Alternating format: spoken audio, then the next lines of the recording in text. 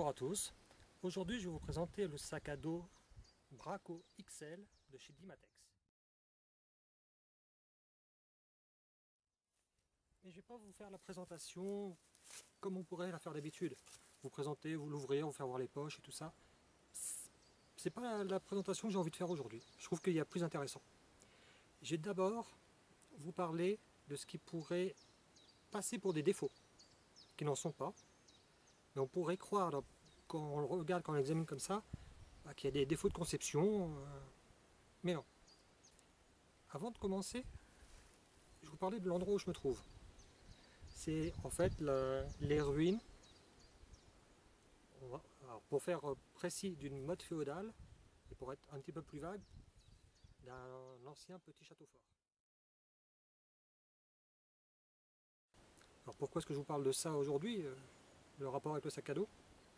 Vous allez comprendre. Vous savez très bien, je ne vous apprends rien du tout, que les châteaux forts n'étaient pas faits n'importe comment. Ils respectaient vraiment des besoins spécifiques. Les tours carrées ont été remplacées par les tours rondes, qui résistaient mieux aux attaques.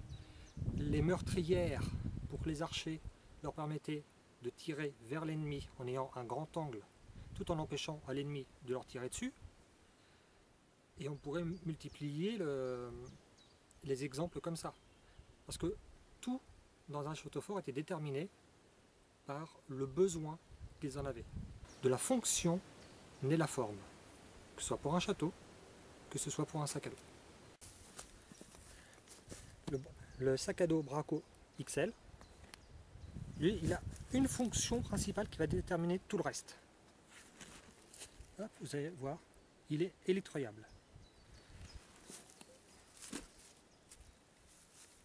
Et c'est ça qui va déterminer, en fait, qui a déterminé comment il allait être conçu. Donc, comme il est électroyable, déjà, au départ, ils ont mis les anneaux pour pouvoir l'électroyer. Ça, vous allez me dire, c'est vraiment bateau. Je vais venir au défaut après, hein, je vous fais quand même. Et la deuxième chose, la résistance. Ce sac-là doit... On ne peut pas se permettre qu'il ne soit pas résistant, qu'il lâche au moment où. Alors, ce sac-là se doit d'être très résistant. Donc, ce qui pourrait être un premier handicap, un premier défaut, on dirait, hop, comme ça vous allez bien le voir, c'est son poids. Il est relativement lourd. Je crois qu'il est... Non, je ne peux pas marquer là, c'est pas grave. Bon. Le premier défaut, c'est son poids. On peut dire ça, c'est son poids. Il est relativement lourd pour un sac à dos. Mais ce n'est pas un sac de randonnée. Il faut être clair là-dessus. Et donc je vais dire l'inverse de ce que j'ai dit il y a 30 secondes. Il n'est pas lourd. Il est très résistant. Plus de 1600 deniers pour sa conception. C'est en polyamide, plus de 1600 deniers. Donc il est hyper résistant. Donc ça c'est le premier point qu'on pourrait être assez... C'est le poids, on peut dire il est assez lourd. Non, il n'est pas lourd, il est résistant. Ensuite, moi, une des choses qui m'a un peu marqué, j'espère que vous allez bien voir, parce qu'avec le soleil j'ai du mal à voir, le soleil de Normandie, vous voyez, la ceinture ventrale est très courte. Alors comme vous le savez, le poids du sac à dos se porte sur la crête iliaque. Donc un sac à dos, normalement, une ceinture ventrale, c'est plus large.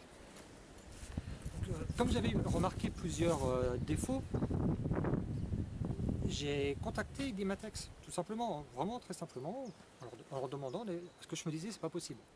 C'est pas possible qu'une société comme Dimatex, qui est quand même un professionnel, qui ne fabrique pas un sac à dos quand même bas de gamme, entrée de gamme, non.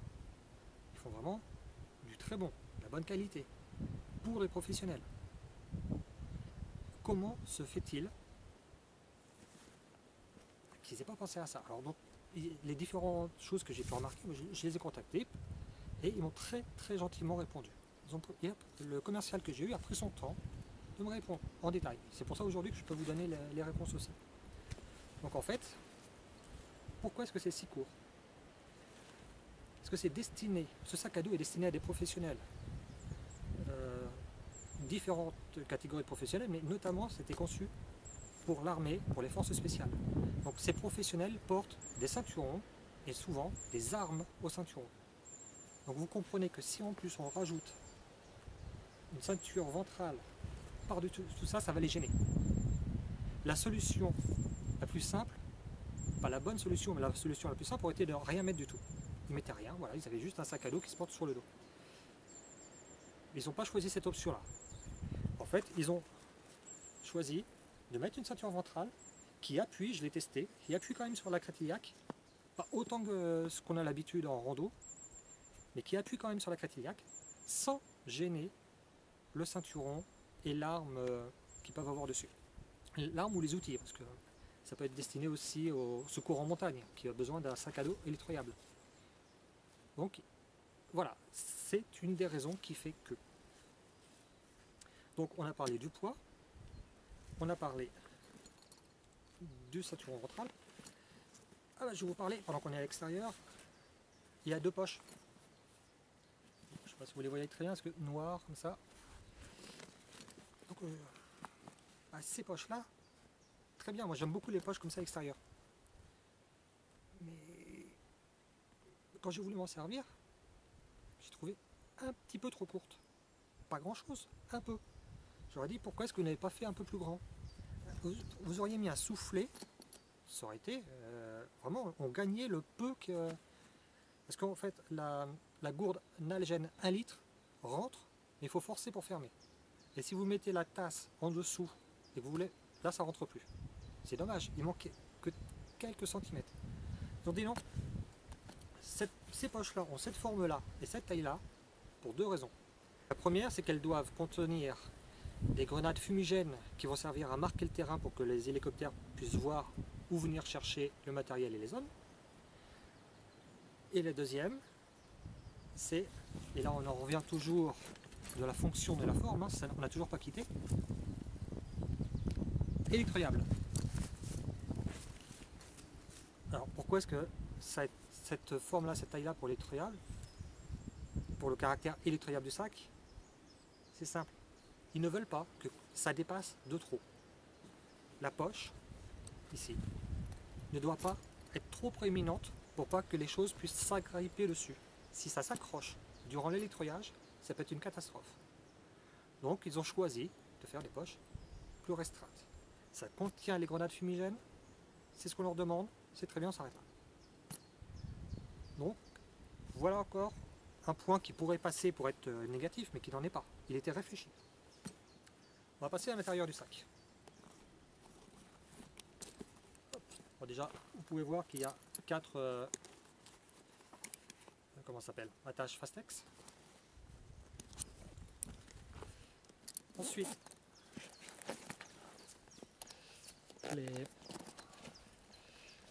les zips sont des YKK, ça c'est de la bonne qualité, hein.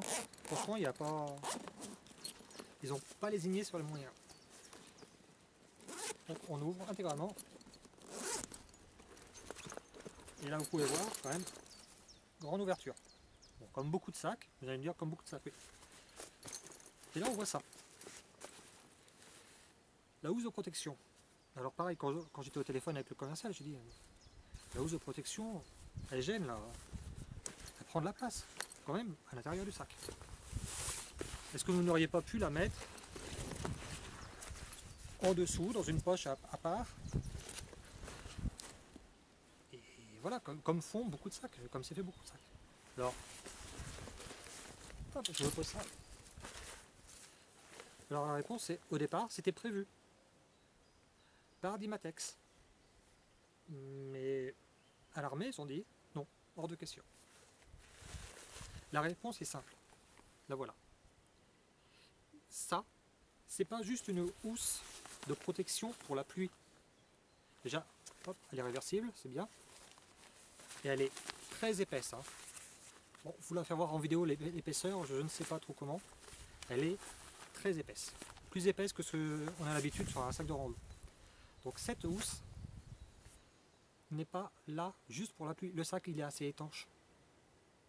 Elle est là pour être mise sur le sac avant l'électroyage.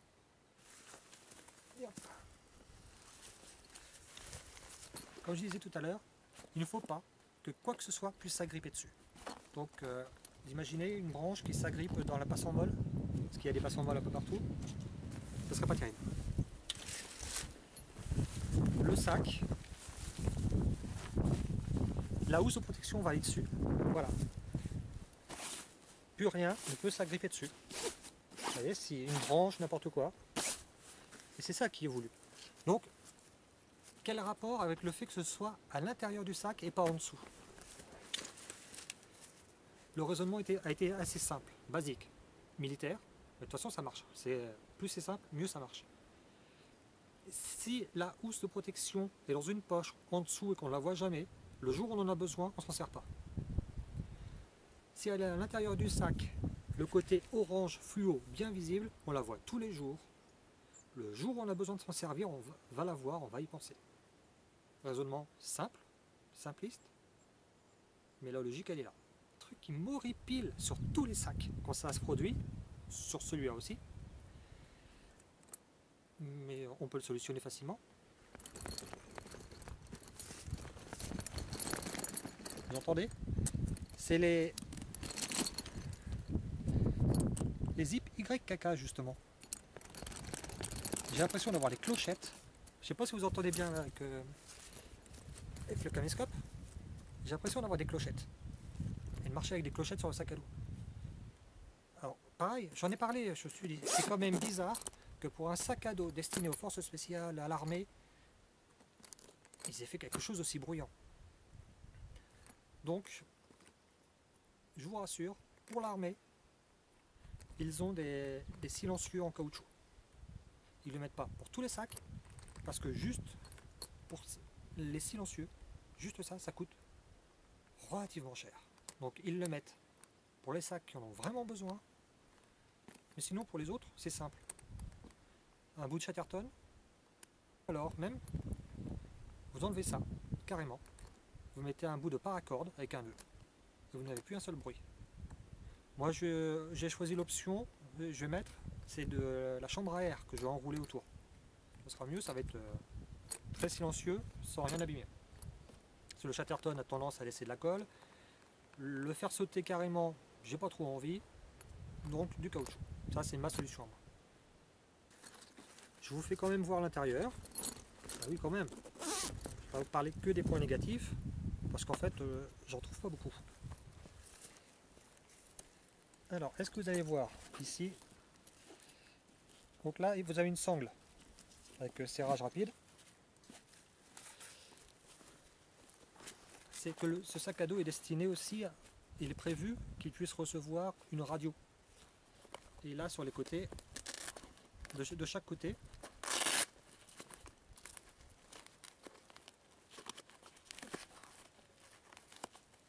désolé, le doigt est un peu gros. Hop.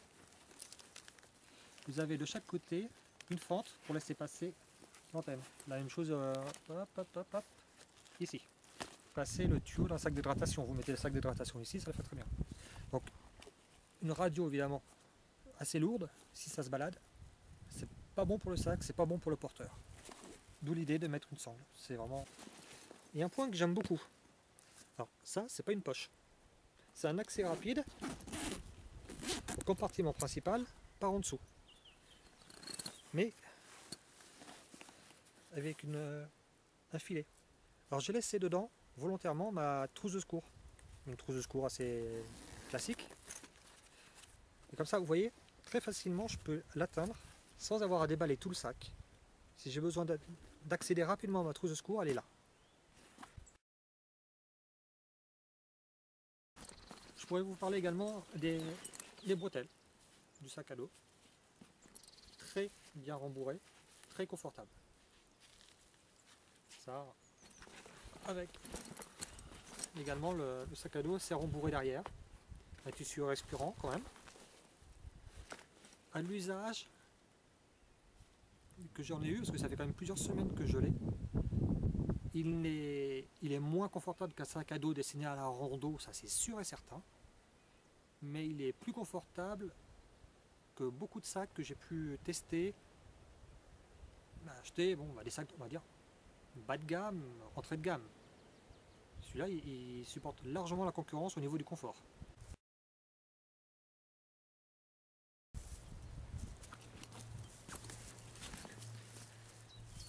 Je voulais vous parler aussi d'une chose. Ce sur différentes vidéos que j'ai pu voir sur YouTube concernant ce sac, souvent on parle de cette partie-là, qui est d'une texture différente. Alors, ceux qui font les vidéos disent revêtement caoutchouc, ce genre. Mais sans en dire plus, sans savoir pourquoi, à quoi ça sert. Donc toujours, la fonction et la forme, c'est ce qui a prédominé pour ce sac. Et donc, à quelle fonction peut servir cette partie-là? Elle n'est pas de la même matière. Alors, c'est pas une partie étanche. Le sac est déjà étanche. C'est pas une partie solide, le sac est déjà très solide. Non, non, elle a une fonction particulière. Pas juste attraper la poussière et être assez difficile à nettoyer, parce que j'en ai fait l'expérience. Quand il y a de la poussière dessus, ça part. Bon, ça part, mais c'est difficile à partir. Alors, elle a vraiment un usage. C'est en fait une partie antidérapante. Vous comprenez bien que lorsque le sac à dos est mis dans l'hélicoptère, donc il est électroyé, il est posé dans l'hélicoptère, puis on va en chercher d'autres.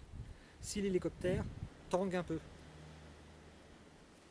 il ne faut pas que le sac à dos glisse et retombe en dessous. Ça serait pareil, ce serait une catastrophe. Donc en le mettant antidérapant, il faudrait vraiment que l'hélicoptère tangue plus pour que lui glisse. C'est simple, mais c'est ingénieux. Ça a été, pareil, c'était réfléchi. J'aime vraiment, vraiment beaucoup ce sac. Quelques mots également sur la pochette que Dimatex a conçue. Enfin, une des pochettes, parce qu'il y en a plusieurs, et j'aime bien celle-là. Donc je l'avais prise surtout pour vous faire voir que on pouvait la mettre sur les passants molles, soit devant, soit sur les côtés du sac. C'est normal, système molle. Et pourquoi vous parlez de cette pochette-là particulièrement? Parce que cette pochette-là, elle est faite différemment des autres pochettes auxquelles j'ai l'habitude, même avec le système molle. Hop, on enlève ça.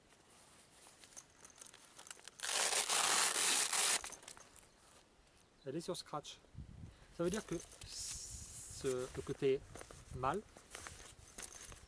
donc ça veut dire que le côté mâle, vous pouvez le laisser en place sur le sac et n'emporter que la partie qui vous intéresse. C'est pas mal.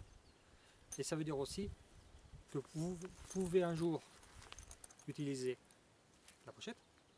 Mais si vous n'avez pas besoin de la pochette, mais besoin par exemple d'un holster qui se colle à la place, vous enlevez la pochette. Vous mettez un holster qui va s'agripper pareil dessus. Donc j'ai trouvé ça ingénieux. Donc je voulais vous le montrer, vous en faire part. Tac. On met ça là.